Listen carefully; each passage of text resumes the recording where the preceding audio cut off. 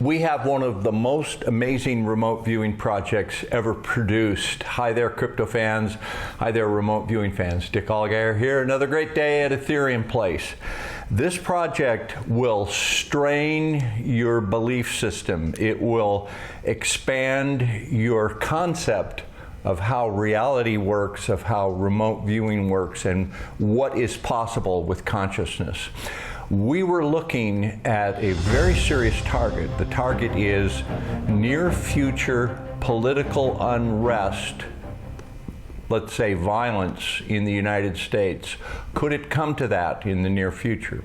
But we wanted to do it in a way that would shield the viewers. So I created a mask, and I used masking and entrainment to look at this most serious topic. We had 21 remote viewers work the project, all double blind, and the way they described this mask and the way the mask was entangled with the actual target of interest, like I said, it will push the bounds of reality for you. I want to give a brief lecture on how targeteering works and how masking works. So let me step over to the whiteboard and give you a little briefing. The magic of masking. The magic of masking and entrainment. Hi there, remote viewing fans. Dick Allgire here. I want to explain how targeteering works in remote viewing and how masking and entrainment can work in remote viewing. This is a deep, intricate, interesting, and complicated subject. So here we go. We have a target of interest that you want remote viewers to work. So here are your remote viewers. They're going to be assembled here with their paper and pens at a desk, and they know their remote viewing protocol.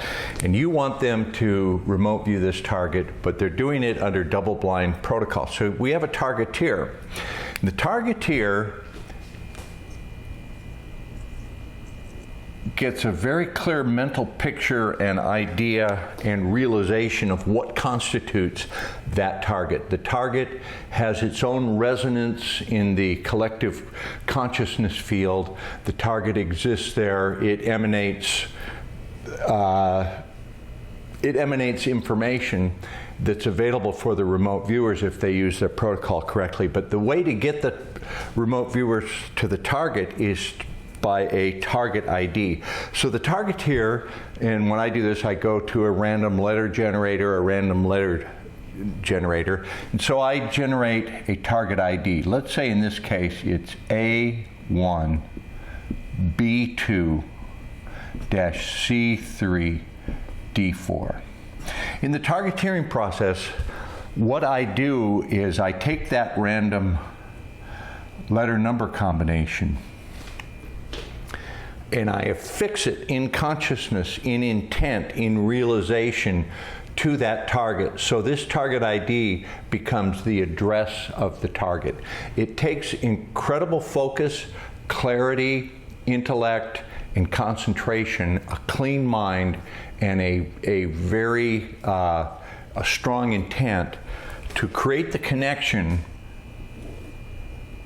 between this target ID, which is just essentially random numbers. Essentially, it's a mask to create the connection in consciousness between the target and between that target ID, so that when the remote viewers address this target ID with their remote viewing protocol, their intellect, and they go searching in consciousness for a target, this is going to lead them directly to this target. That's the way remote viewing normally works. Now we introduce something known as a mask. And this is different than ARV, this is different than associative remote viewing.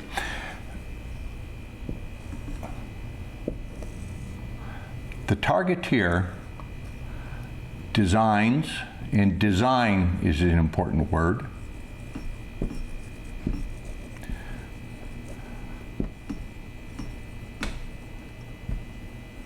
the targeteer designs a mask. And what's important is that the targeteer has to be extremely clear in his or her mind what constitutes the mask. There's one that I worked on for 10 years, and there's a term called servicing the mask, where you go back to the mask again and again, and you visualize it, and you understand it, and you observe it, and you create it, and you observe it, so that this mask has enough gain so that when the viewers address this target ID, and doing this, by the way, it takes more than just intellect and concentration. It is something akin to wizardry. So you have to make a mask that is strong enough, has enough gain, has been serviced enough, that when the remote viewers are given this target, instead of going to the target, they go to the mask. And now here's the most important point: entrainment. When you create an entrainment between the mask and the target, variables in the mask are entangled with the target. So you set up in the mask things that could happen in the mask that are reflective of events at the target. So if A happens at the target, this will occur in the mask. If B happens at the target, this will happen in the mask. If some condition is in effect at the target, it will be reflected in the mask. So there's an entrainment between the mask and the target. But if it's done correctly, the viewers will never know what the target was, and they will never get data on the real target. If the mask is done properly and the mask has enough gain and the targeteer services the mask correctly, the viewers will give you data, and this mask will come alive. It will be a living thing that they remote view, and things that occur in the mask will be reflecting things that happen in the target. So if we have a target that is something disturbing, or it is too involved with current events or near future events, it's something that remote viewers have an expectation of, well, could this happen? Are they going to task this?